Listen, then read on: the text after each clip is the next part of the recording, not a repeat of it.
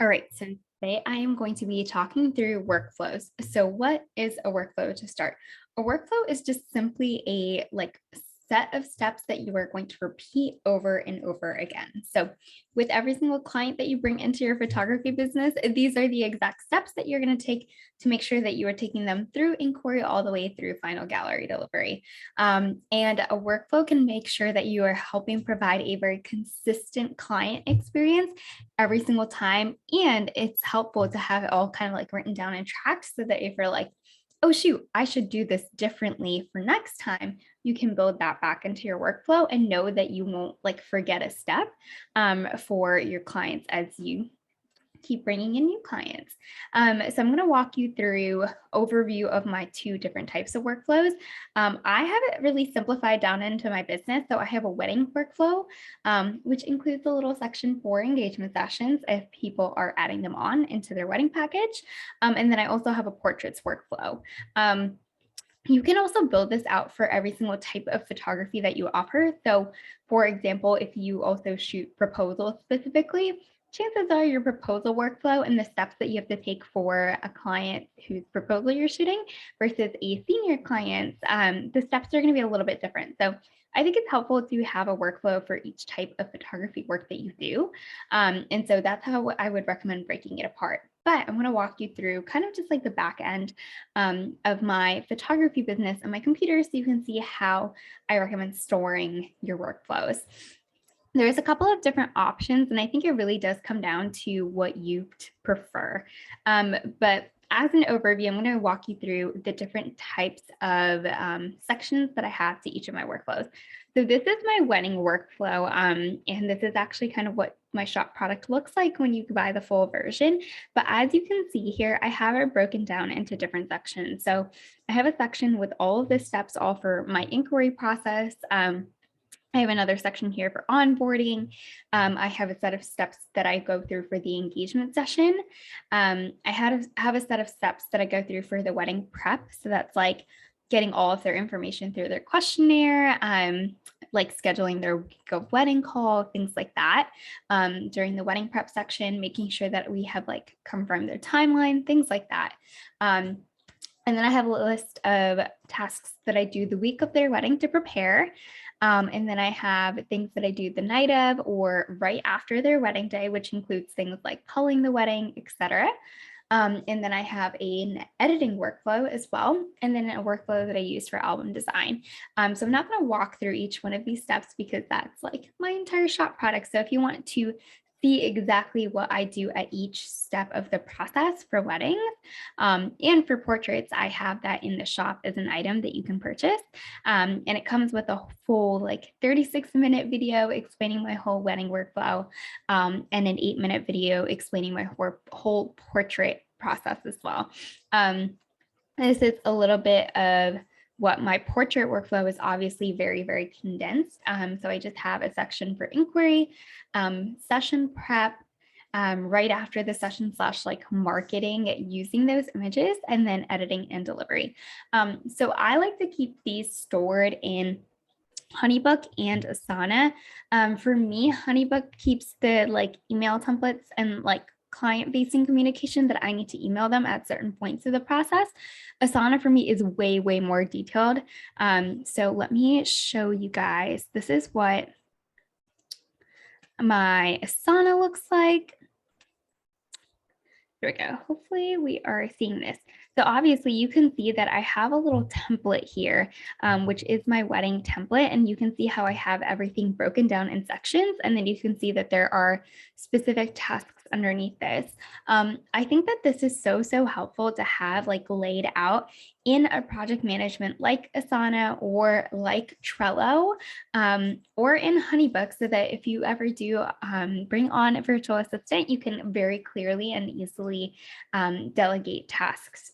So I have a little template, and then every time I have a new client, I will just go ahead and duplicate this task, say their names are Sarah and John.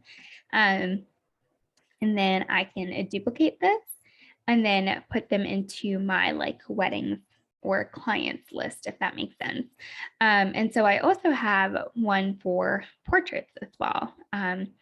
So here's a look at my portrait template. So as you can see, this is kind of all of the steps broken out. You can also go ahead and just do all of this within HoneyBook if you want. Let's see if I'm going to be able to, give me 1 second. So I will usually just put the bare bones into HoneyBook, but if you want to use HoneyBook as your like task management system, that's also a very good way of doing it. And HoneyBook is kind of nice because it does already kind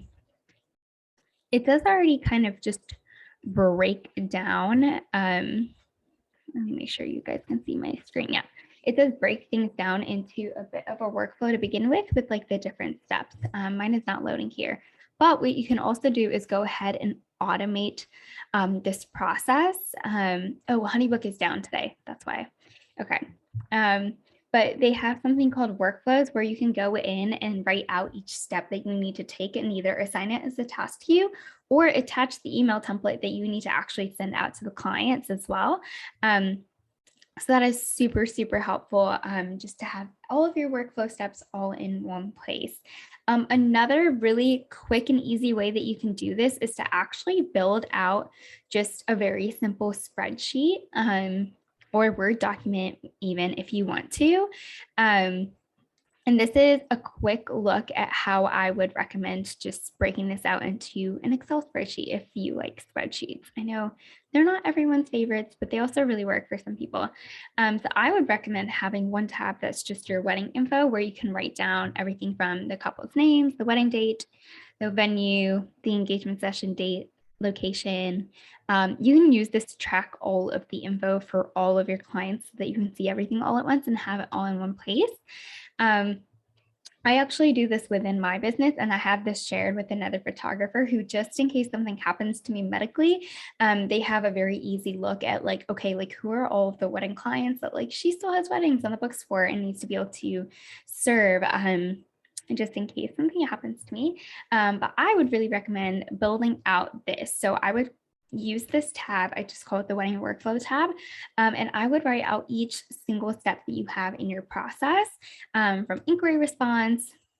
And so you can see I started building this out, but I didn't completely finish it all the way up until final gallery delivery. And then you can have like your couple's names down here if you want, and then just kind of check things off as you go. Or if you want to just like highlight the box, you can kind of like highlight in green once it's done. And that way you have a really good visual cue of where you are in the process with all of your clients to make sure you're not missing anything. I used to, when I did this via spreadsheet, would have like little things up here, which would say like when each step would happen. So it'd be like immediately or like after 3 days and then within 1 week. And I would get really fancy sometimes. And like, if you had to say send wedding prep email,